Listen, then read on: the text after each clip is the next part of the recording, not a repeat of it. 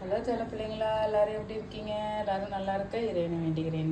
இன்றைக்கி மதிய உணவு என்னென்னு பார்த்தீங்கன்னா, சுட சுட சாதம், கவலை மீன் போட்டு குழம்பு, அப்புறம் கவலை மீன் ஃப்ரை, அப்புறம் ரசங்க, லெமன் ரசம்.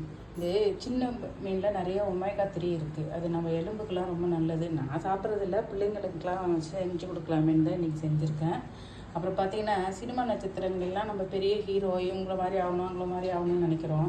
பார்த்திங்கன்னா ஒட்டுமொத்த சினிமா நடிகர்களையும் சொல்லலை. இப்போ இந்த போதைப்பொருள் கேஸில் அகப்பட்டிருக்காங்க பார்த்திங்களா, இந்த கிருஷ்ணா, ஸ்ரீகாந்த் இவங்கெல்லாம் எல்லாம் எவ்வளோ பெரிய ஒரு சமூக குற்றங்க.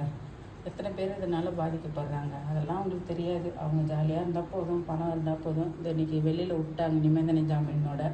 அதனால் என்ன, குற்றம் பண்ணுறவங்கெல்லாம் பணம் இருந்தால் தப்பிச்சிடலாம். இதுதான் இப்போ இந்த காலகட்டத்தில் நம்ம உலகத்தில் நடந்துக்கிட்டு இருக்குங்க.